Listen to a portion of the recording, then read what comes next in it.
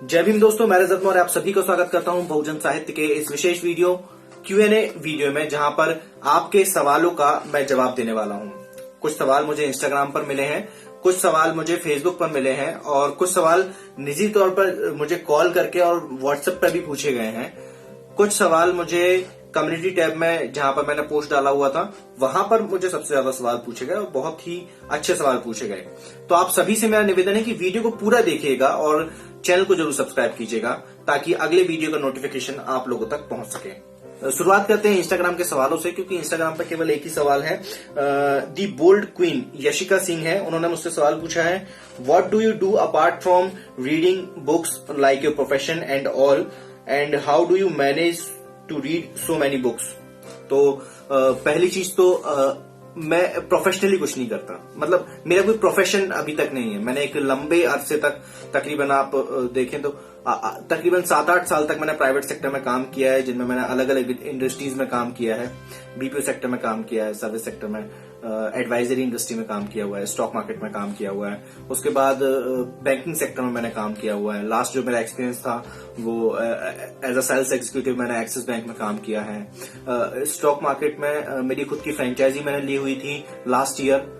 तो मैंने एक लंबा समय जो निकाला है वो खुद को ढूंढने में मैंने निकाला है कि मैं किस चीज के लिए बना हूं और क्या चीज में बेहतर कर सकता हूं। तो मेरा मानना है कि पहले इंसान को अपने ऊपर काम करना चाहिए कि उसे किस काम को करने में मजा आता है और एज अ प्रोफेशन वो किस तरीके से अपने पैशन को फॉलो कर सकता है।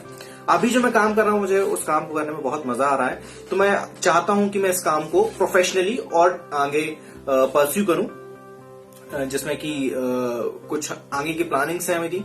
मैं वक्त वक्त पे आप लोगों के साथ साझा करते रहूंगा। दूसरा सवाल, उन्होंने इसी क्वेश्चन में दूसरा सवाल पूछा है कि मैं इतनी सारी बुक कैसे मैनेज करता हूं पढ़ना। बेसिकली जून में मैंने जॉब छोड़ी है और जून से पहले ही मैं किताब पढ़ते रहता था, लेकिन उनको बहुत इतना डीप इंटेंसिटी के साथ नहीं पढ़ता था। मतलब कभी पढ़ लिया, कभी फिर रहने दिया, मतलब ऐसे रेगुलर कभी नहीं पढ़ी। लेकिन हाँ, जब भी पढ़ता था तो फिर 100-150 पेज में एक दिन में एक बार में बैठ के पढ़ देता था। अभी जब मैं इस चीज को बहुत ही प्रोफेशनल वे में कर रहा हूँ, आप लोगों के सामने मुझे चीजें रखनी होती हैं, तो मैं बहुत डिटेल में किताबें पढ़ता हूँ और मैं कोशिश करता हूँ कि मैं एक सिटिंग जब मैं लगा रहा हूँ तो एक सिटिंग में कम से कम 50 पेज में पढ़ के उठूं। इसलिए मैं बोलता हूँ कि 100-150 पेज की जो किताब होती है वो आराम से आप एक दिन में पढ़ सकते हैं, क्योंकि मैंने जो एक अपनी हैबिट में डेवलप कर रहा हूँ कि 50 पेज मुझे एक सिटिंग में बैठना है, एक सिटिंग में पढ़ना है। मतलब मैं एक बार अगर किताब पढ़ने बैठता हूँ तो 50 पेज कंप्लीट करने हैं, फिर मैं आधे घंटे, 1 घंटे, 2 घंटे बाद में फिर जब पढ़ने बैठूंगा तो फिर मैं 50 पेज पढ़कर ही उठूंगा। तो इस हिसाब से मैं पूरे दिन में 150, 200, 300 पेज तक भी पढ़ लेता हूँ कभी कभी।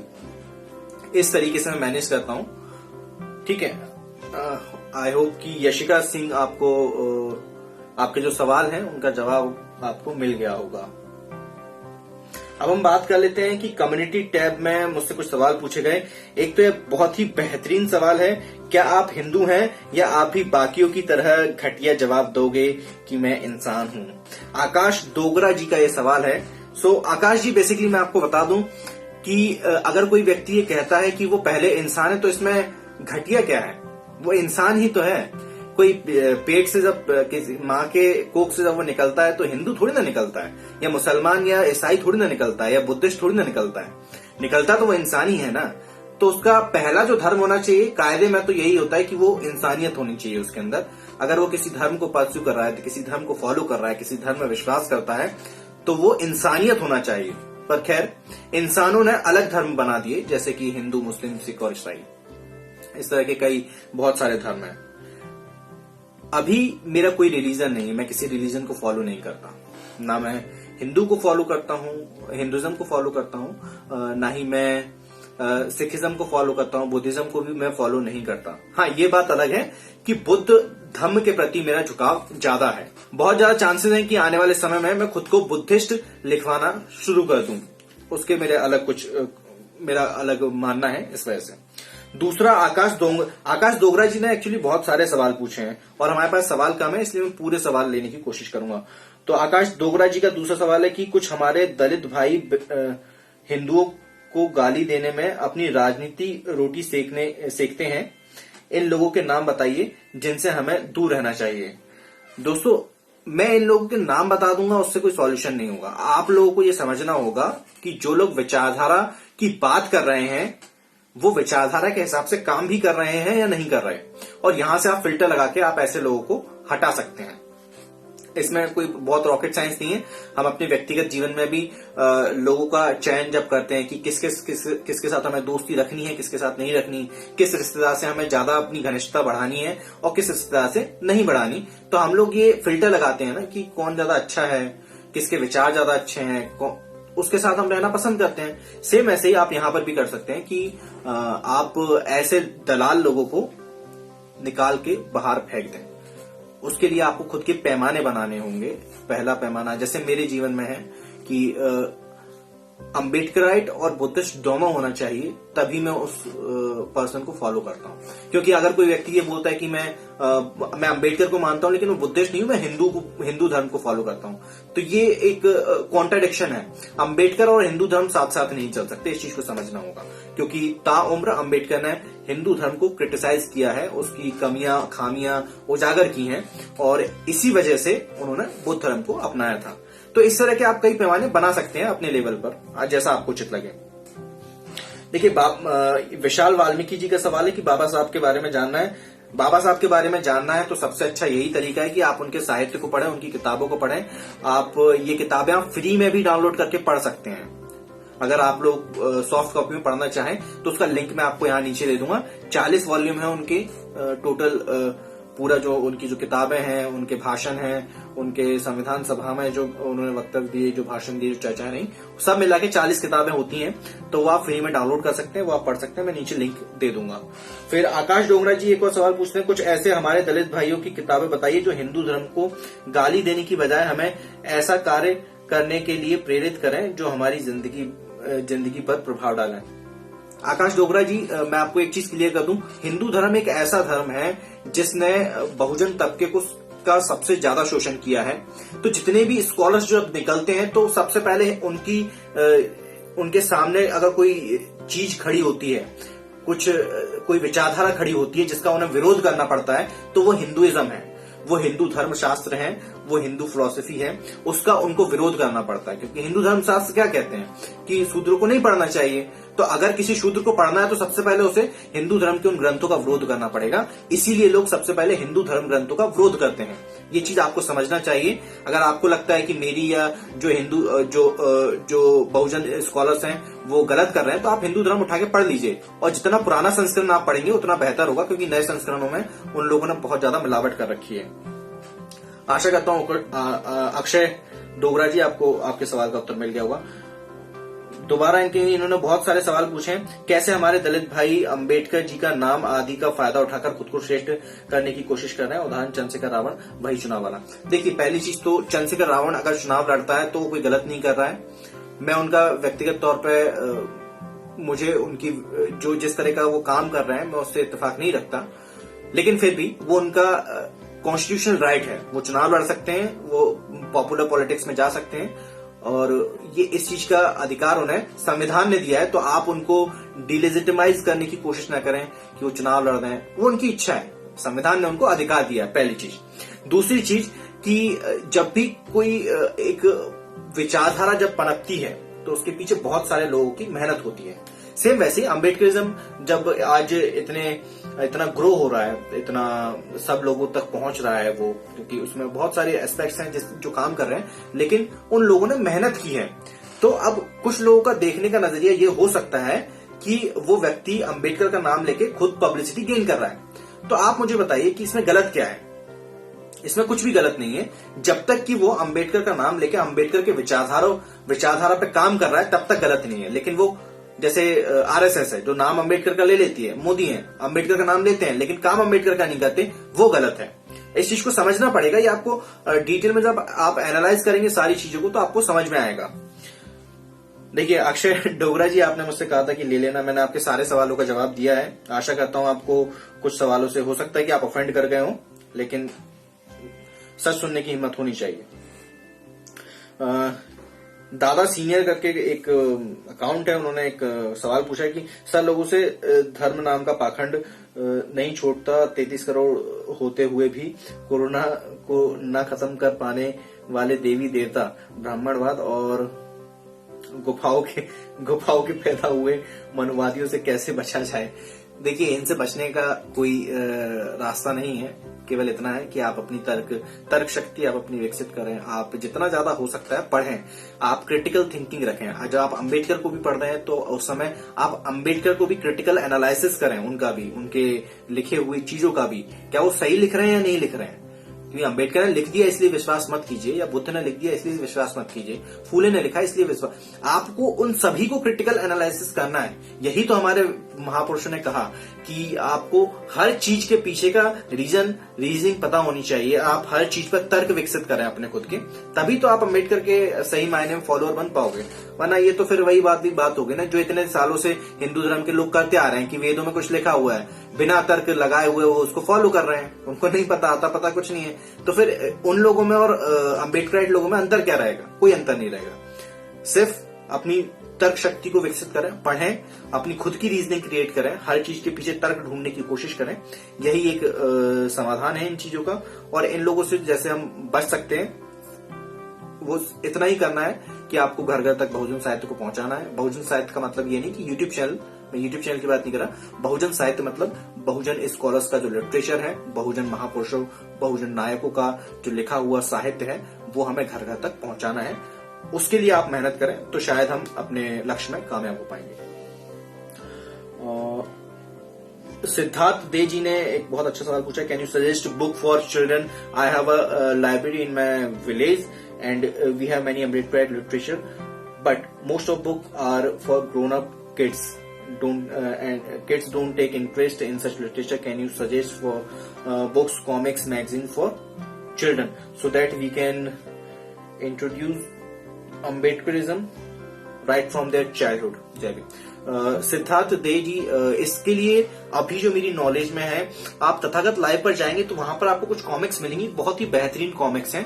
उनकी लिंक मैं आपको नीचे दे दूंगा, आप वहां से जाकर उन कॉमिक्स को पढ़ सकते हैं, खरीद सकते हैं और अपनी लाइब्रेरी में रख सकते हैं, जिससे कि वहां पर कॉमिक्स के माध्यम से हम बहुजन विचारधारा को बच्चों को दे सकते हैं। जैसे कि बच्चे आज कॉमिक्स पढ़ने के आदी होते हैं, हम लोग भी थे, ठीक है। तो वहां से 2-3 कॉमिक्स हैं, अच्छी कॉमिक्स हैं, वो बुद्ध के ऊपर भी हैं, अंबेडकर के ऊपर भी है। आप उनको मंगाकर अपने लाइब्रेरी में रखिए और वहां जो बच्चे आते हैं उनको कॉमिक्स पढ़ने के लिए दीजिए। मेंस वाइल्ड, एक तो ये कैसे नाम रखे हुए हैं, ठीक है। सवाल है इनका कि एक वीडियो इस पर भी बनाओ, ठीक है। ये कोई रिलेवेंस नहीं है अभी इस सवाल का, लेकिन मेंस वाइल्ड अगर आप वीडियो देख रहे हैं तो मैं इस पर वीडियो बनाऊंगा। अगर आप कोई मुझे किताब सजेस्ट करना चाहें तो आप नीचे कमेंट में, यहाँ पे इस वीडियो के नीचे कमेंट कर दीजिए, उस किताब को मैं मंगवाकर उस किताब के ऊपर, उस पूरे टॉपिक के ऊपर मैं वीडियो बना दूंगा। लेकिन अभी तक मैंने ऐसी कोई किताब पढ़ी नहीं है, क्योंकि मैं अपने मर्जी से या अपने मन से मैं कुछ नहीं करता। जो किताब में होता है वही मैं आप लोगों के सामने पेश करता हूँ। अक्षय डोगरा जी का एक और सवाल है कि आपके वीडियो में आपके पीछे जो किताबें हैं वो कौन कौन सी हैं, उनके बारे में ही बताइए। तो दोस्त, अपने पास जो किताबें हैं, राजेंद्र प्रसाद सिंह जी की किताबें हैं, बहुत सारी किताबें हैं। मतलब आप देखेंगे कि राजेंद्र प्रसाद सिंह जी की किताबें हैं, पेरियार जी की किताबें हैं, फिर मनुस्मृति है, खोए हुए बुद्ध की खोज है, मंडल कमीशन जो अभी आई थी, बहुत ही शानदार किताब है। ये किताब है जिसका मैं रिव्यू करना चाहता हूं, अगर आप, ठीक है। Doctor B.R. Ambedkar and intellectual biography, ये किताब इंग्लिश में है और बहुत ही बेहतरीन किताब है। विजय मानकर सर ने ये किताब लिखी है, बहुत शानदार किताब है। फिर इसके नीचे है एक था डॉक्टर, एक था संत, बुद्ध और उनका धम्म, डॉक्टर, ये इनका शॉर्टर वर्जन है। मतलब इस तरह की किताबें हैं। चीन बौद्ध यात्री फाइनैन की भारत यात्रा और नेल्सन मंडेला जी की बायोग्राफी है। सम्राट अशोक की चाणक्य नीति भी रखी हुई है मेरे पास। ये शायद ये दूसरी किताब होगी जो मैंने अपने जीवन में खरीदी थी। दूसरी किताब चाणक्य नीति खरीदी थी, क्योंकि उस समय चीजें वैसे चल रही थी। सम्राट अशोक के ऊपर एक किताब है। फिर ये किताब है Wada Faramoshi, fact not fiction based on RTI। ये एक बहुत ही बेहतरीन किताब है, ये भी पढ़नी चाहिए। संजय बासु जी की किताब है। ये सारे त्रिपिटक रखे हैं इसमें। ये त्रिपिटकों के 6 भाग थे, शॉर्टर वर्जन है, और इसका एक भाग मैंने अभी किसी को पढ़ने के लिए दिया हुआ है। फिर नीचे और भी किताबें हैं, जैसे कश्मीर नामा है, फिर एक हिस्ट्री, एंशियंट हिस्ट्री की किताब है, इंटेलेक्चुअल द इंटेलिजेंट इन्वेस्टर है, क्योंकि मैं स्टॉक मार्केट में बहुत दिलचस्पी रखता हूँ। और फिर एक ये खुद की पर्सनालिटी डेवलपमेंट की किताब है, द 5 AM क्लब। फिर सबसे नीचे जो रखी है वो है इंदिरा गांधी के ऊपर वो किताब लिखी है प्रणब मुखर्जी ने, वो भी अच्छी किताब है। यहाँ सामने मेरे पास रखी है आरंभिक भारतीय। मतलब बहुत सारी किताबें, मैं अगर आपको ऐसे बताना अगर चालू करूंगा, लेकिन कुछ मैं एक किताब बता दूं। जैसे ये एक मेरे सामने रखी है बायोग्राफिकल डिक्शनरी, इसमें 10,000 दुनिया के महान लोगों के बारे में जिक्र है, जिसका अगर आप कहेंगे तो मैं कभी कुछ इंसाइट दूंगा आपको। फिर एक ब्रिटिश हिस्ट्री है, इंडियन इकोनॉमिक्स है, ये सारे ऐसे सब्जेक्ट्स हैं जिनमें मुझे इंटरेस्ट है। इकोनॉमिक्स में मुझे इंटरेस्ट है, उसकी किताब है। और यहाँ पर भी मेरे सामने कुछ किताबें रखी हैं जिनका मैं अनबॉक्सिंग करूंगा, तो नेक्स्ट वीडियो उसके ऊपर आएगा। आकाश डोगरा जी, मेरे ख्याल से आपका सवालों के जवाब आपको मिल गए होंगे और आप कुछ मेरी बातों को दिल पे ना लें। आकाश डोगरा जी ने वाकई में बहुत सारे सवाल पूछे हैं। उनका एक और सवाल है, किस तरह क्रिश्चियन हम लोगों को हिंदू से अपने धर्म में कन्वर्ट कर रहे हैं, उनके बारे में बताएं। देखिए, मैंने इसके ऊपर कभी रिसर्च नहीं करी, मैंने कभी कुछ पढ़ा नहीं है। अगर किसी भी व्यक्ति को क्रिश्चियन कोई बना रहा है तो जाहिर सी बात है कि वो उन्हें कोई अफीम खिला के थोड़ी ना बना रहा है। वो अपने धर्म के बारे में बताते हैं, उन्हें अच्छा लगता है, वो कन्वर्ट होते हैं, तो ये एक लीगल प्रोसेस है, संविधान इसका अधिकार देता है। हिंदू लोग जाके बनाए किसी मुसलमान को वो हिंदू में कन्वर्ट करा लें, किसी क्रिश्चियन को करवा लें, अगर उनको दिक्कत है तो। नहीं होगा ऐसा, क्योंकि हिंदू धर्म के अंदर बहुत सारी समस्याएं, बाकी धर्मों के अंदर भी समस्याएं हैं, लेकिन वो समस्याएं बाहर से आई हैं, उनके धर्म में वो समस्या नहीं थी। जैसे बाइबल में नहीं लिखा, जैसे आज की डेट में क्रिश्चियनिटी जो इंडिया के अंदर है, जो क्रिश्चियन लोग हैं उनके अंदर भी जातिवाद है, लेकिन वो क्रिश्चियनिटी में जातिवाद नहीं है। हिंदू धर्म से जो लोग गए हैं वहां पर, उन लोगों ने उसको वो जातिवादी प्रवृत्ति वहां पर ला दी है। ठीक है, तो वो है। तो इसका मैंने डिटेल में कभी पढ़ा नहीं है, तो मैं उस पर बता भी नहीं सकता हूं। मनोज कुमार जी का सवाल है कि संविधान की बुक को खरीदना चाहते हैं, कहां से खरीदें? मनोज कुमार जी, तथागत लाइव से जाके आप वो किताब संविधान की किताब खरीद सकते हैं। लेकिन मैंने जो तथागत लाइव पे जो संविधान है अभी अवेलेबल, वो मैंने पढ़ा नहीं है, तो उसकी भाषा मैं आपको नहीं बता सकता कि भाषा कैसी होगी। मैं एक बार पूछ लूंगा अंजुल भैया से, अगर कैसी क्या उसकी लैंग्वेज कैसी है, तो फिर मैं उसकी लिंक आपको नीचे दे दूंगा, वहां से जाके परचेज कर लीजिएगा। विशाल वाल्मीकि जी का एक सवाल है कि क्या इस साहित्य को कम कीमत पर प्राप्त किया जा सकता है और आसानी से, ताकि मैं भी अपनी कम्युनिटी में बहुजन मूवमेंट को स्थापित कर सकूं? विशाल वाल्मीकि जी, आप बिल्कुल इसको कम कीमत पर प्राप्त कर सकते हैं। आसानी से कैसे प्राप्त कर सकते हैं उसके मैं आपको कुछ चीजें बता देता हूं। अगर आज की डेट में अगर आप शहरों में रहते हैं तो अमेजोन के माध्यम से आप इसको मंगवा सकते हैं। ठीक है। दूसरा, अभी कुछ वेबसाइट्स भी जो बहुजन मूवमेंट से जुड़े हुए लोगों की वेबसाइट्स उन्होंने लॉन्च की हैं, जहां पर आपको ये बहुजन लिटरेचर आसानी से मिल जाता है। सस्ता अगर आपको चाहिए तो कोशिश करो कि डायरेक्ट आप पब्लिशर्स के थ्रू ही मंगवाओ, या फिर कोशिश करो कि सम्यक प्रकाशन से सम्यक प्रकाशन को आप अप्रोच कर पाओ, अगर आपको बल्क में किताबें चाहिए तो। नहीं तो सबसे पहले फिर जाइए, आप तथागत लाइव की जो वेबसाइट है आप उसको एक बार विजिट कर लीजिए। वहां पर जो किताबें आपको चाहिए अगर हैं तो आप वहां से मंगवा लीजिए। वो गांव देहात में भी वो लोग डिलीवर करते हैं बाय इंडियन पोस्ट। और अगर आपको तथागत लाइव पे वो किताबें अवेलेबल नहीं है तो फिर आपको अमेजोन के माध्यम से मंगवा लेनी चाहिए, या फिर सम्यक प्रकाशन, या फिर आपके आसपास जो भी रिटेल शॉप में मिले। वैसे पॉसिबिलिटीज नहीं कि रिटेल शॉप में, रिटेल बुक स्टोर में वहां पर आपको मिल पाए। तो आपके पास अभी ये 2-3 ऑप्शन है कि आप तथागत लाइव से मंगवा लें या फिर अमेजोन के माध्यम से मंगवा लें। सस्ते के ऊपर बात करें तो अभी मुमकिन नहीं है, क्योंकि हम सब जो काम कर रहे हैं ना, वो अलग अलग विखंडित होकर काम कर रहे हैं, सब अपने हिसाब से काम कर रहे हैं। अगर यही लोग अगर सब साथ में आके अगर जब काम करेंगे ना, तो फिर सस्ता लिटरेचर, कम कीमत पर लिटरेचर हम प्रोवाइड कर सकते हैं। लेकिन जब तक हम सब साथ मिलकर काम नहीं करते तब तक मुमकिन नहीं है। विशाल वाल्मीकि जी का दूसरा सवाल है, आपको इस चैनल का आइडिया किसने दिया और बोलने पर आपको धमकी भी मिलती है, आप कैसे मैनेज करते हैं?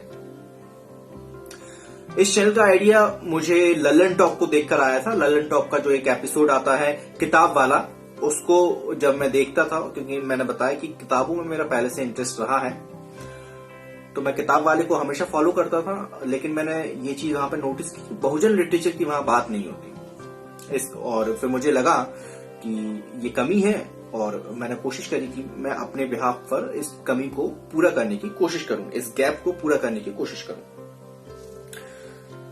और रही बात धमकियों की, तो देखो मैं मेंटली प्रिपेयर्ड हूं कि मुझे धमकियां मिलेंगी, अभी तक नहीं मिली हैं लेकिन आने वाले समय में मिलेंगी।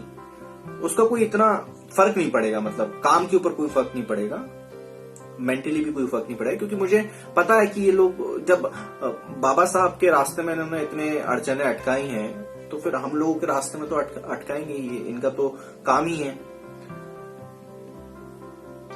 लेकिन इस चीज को हमें समझना होगा कि चाहे कुछ भी हो, बहुजन विचारधारा के ऊपर काम लगातार करते रहना है, चाहे कुछ भी, चाहे जितनी बड़ी प्रॉब्लम आ जाए, डजंट मैटर। आपको उस प्रॉब्लम को सॉल्व करना होगा, उस समस्या को हल करना होगा और आगे बढ़ना होगा। यही आज की वक्त की मांग है, इस चीज को हमें समझना होगा। तो धमकी हमकी उससे कोई फर्क नहीं पड़ता, क्योंकि मैं जो काम कर रहा हूं वो किताबों के ऊपर काम कर रहा हूं। किताबें जो हैं वो किसी ने लिखी हैं और उन किताबों को मैं प्रमोट, एक ये समझ सकते हैं कि मैं प्रमोट कर रहा हूं। हालांकि मैं काम तो बहुजन विचारधारा को फैलाने का कर रहा हूं, तो लेकिन अगर मैं दूसरे भाषा में कहूं तो मैं किताबों को प्रमोट कर रहा हूं। किताबों को प्रमोट कर रहा हूं तो उस कंडीशन में किताब वाला जब तक कोई ऑब्जेक्शन नहीं लेगा तब तक कोई दिक्कत है नहीं। हालांकि देखा जाए तो किताब वाले भी कोई ऑप्शन लेंगे नहीं, जो राइटर हैं, जो पब्लिशर हैं, वो ऑब्जेक्शन लेंगे नहीं, क्योंकि इसके माध्यम से उनकी भी किताबों की सेलिंग बढ़ जाएगी। तो हम लोग अपने जो स्कॉलर्स हैं उनको इस तरीके से सपोर्ट कर सकते हैं। तो टेक्निकली मैंने लॉयर से भी बात करी है कि इस तरह के काम में क्या कोई इश्यू आ सकता है, तो उन्होंने बोला इस तरह के काम में कोई इश्यू नहीं आएगा। अभी तक तो मैं सेफ हूं, बाकी देखते हैं जो भी होगा, जैसा भी रहेगा आप लोगों के सामने रहेगा सारी चीजें। वैशाली जी पूछ रही हैं कि बाबा साहब की प्रेरणा लेकर समाज में थोड़ा बहुत परिवर्तन जरूर आया है, लेकिन हम बहुजन भाषावाद, प्रांतवाद, आपसी मनमुटाव, मतभेदों को भुलाकर अपनी सरकार कब बनाएंगे? अभी फिलहाल में हमारे दलितों के सामने कौन सी राष्ट्रीय नेता दिखाई देता है? वैशाली, आपका सवाल बहुत ही बढ़िया है। मैं आपको थोड़े कुछ चरणों में इस सवाल का जवाब दूंगा। पहली चीज तो ये कि अभी हम लोगों को जो ऊपर से दिखाई दे रहा है ना, वो एक बबल है, अंदर कुछ नहीं है। वो सिर्फ एक पानी का जो बबल जो बनता है ना, उसको क्या हिंदी में बोलते हैं मुझे नहीं पता, तो वो है, मतलब वो जिस दिन फूटेगा अंदर कुछ नहीं निकलेगा।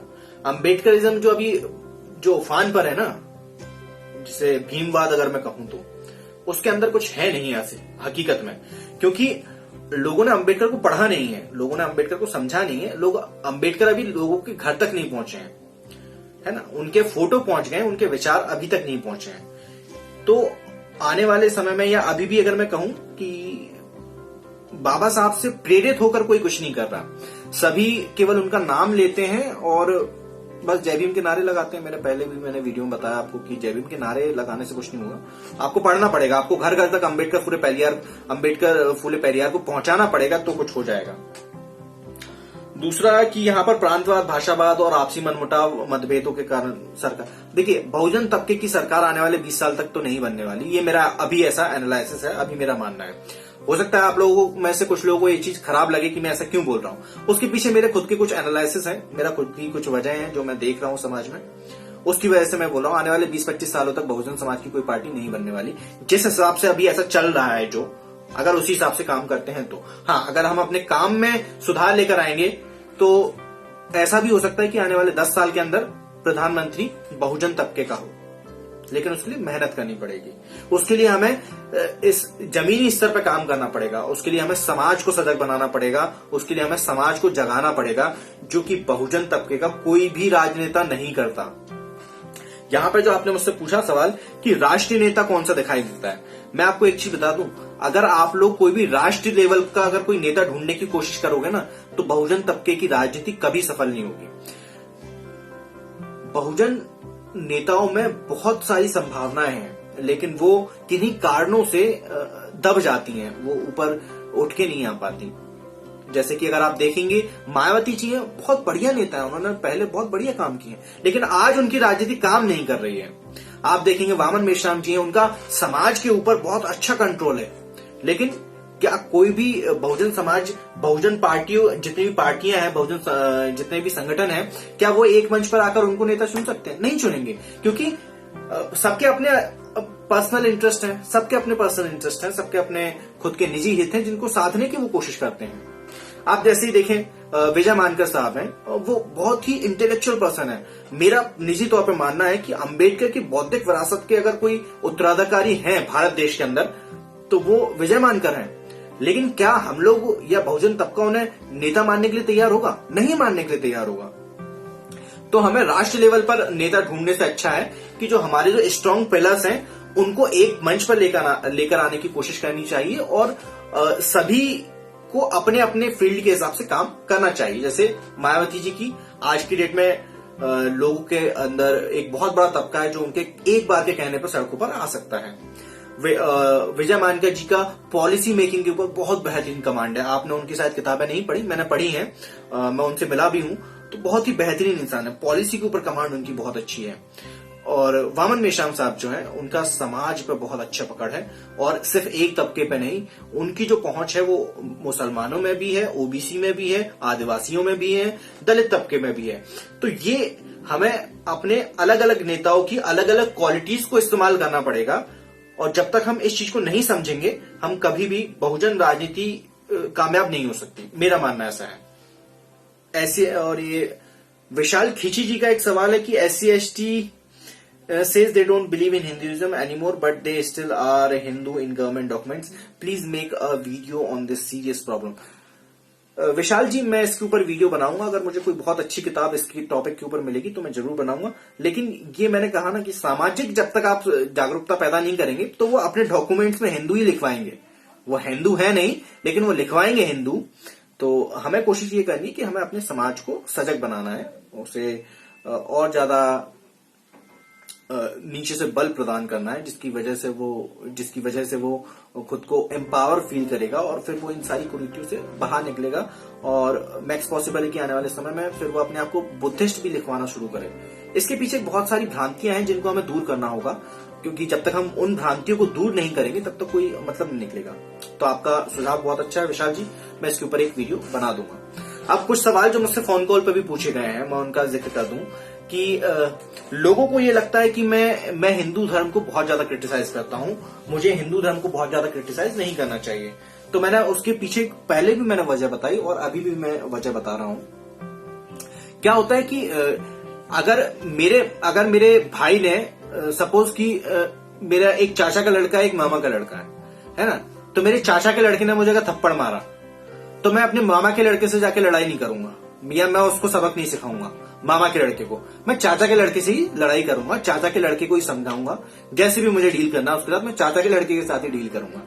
तो मुझे चमार, मुझे अछूत, मुझे अस्पृश्य हिंदू धर्म ने बनाया है ना, तो मैं जाके इस्लाम धर्म को क्यों बोलूं या मैं क्रिश्चियनिटी को क्यों बोलूं? मेरी लड़ाई तो सीधे तौर पर हिंदू धर्म से होगी ना, वो मैं कर रहा हूं। वही अम्बेडकर ने किया, वही फूले ने किया, वही पेरियार ने किया, वही काशीराम जी ने किया, है ना, वही आप देखेंगे वामन मेश्राम जी आज कर रहे हैं। तो जिसने हमें प्रॉब्लम क्रिएट करी है, जिसने हमारा दमन किया है, लड़ाई हमेशा उसी के खिलाफ होती है। इसीलिए हिंदू धर्म को क्रिटिसाइज हम आज भी कर रहे हैं और हम आगे भी करेंगे और बहुत ज्यादा तीखे तेवरों में करेंगे। आशा करता हूं कि ये वीडियो आप लोगों को अच्छा लगा होगा। आप लोगों से एक दरखास्त है कि आने वाले कुछ 2-3 महीनों तक वीडियोस की फ्रीक्वेंसी जो रहेगी वो थोड़ी कम रहेगी, क्योंकि मुझे मेरा फ्लैट चेंज करना है और मुझे जॉब भी ढूंढ रहा हूं मैं, तो मुझे ये सारी चीजें डील करना। फिर फरवरी में मेरे एग्जाम भी हैं, तो मैं चाहूंगा कि आप लोग थोड़ा सा कोऑपरेट करें मेरे साथ। जो पुराने वीडियो उनको ज्यादा से ज्यादा देखें, पूरी प्लेलिस्ट की प्लेलिस्ट बना रखी है हमने, आप उनको जाके देखें।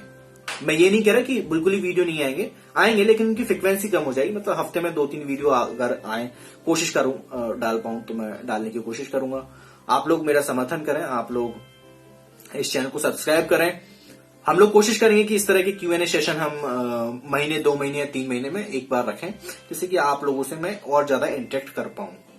अगर आप लोग बहुजन साहित्य को कोई किताब डोनेट करना चाहते हैं या बहुजन साहित्य की आर्थिक मदद करना चाहते हैं तो नीचे कॉन्टैक्ट नंबर मेरा दिया हुआ है डिस्क्रिप्शन बॉक्स में, वहां से नंबर लेकर आप मुझसे संपर्क कर सकते हैं और जो भी आप मदद करना चाहें मेरी, वो आप कर सकते हैं। आप लोग हमें फेसबुक, इंस्टाग्राम, ट्विटर पर भी जरूर फॉलो करें और टेलीग्राम पर भी फॉलो करें। हम लोग 4 जगह अवेलेबल हैं। मेरे साथ मौर्य मिलता हूं आपसे अगले वीडियो में फिर किसी किताब के साथ। तब तक अपना और अपनों का ध्यान रखें। पढ़ने की आदत को विकसित करेंगे। पढ़ेगा इंडिया तभी तो बढ़ेगा इंडिया। जय भीम, जय भारत, जय संविधान, जय जोहार।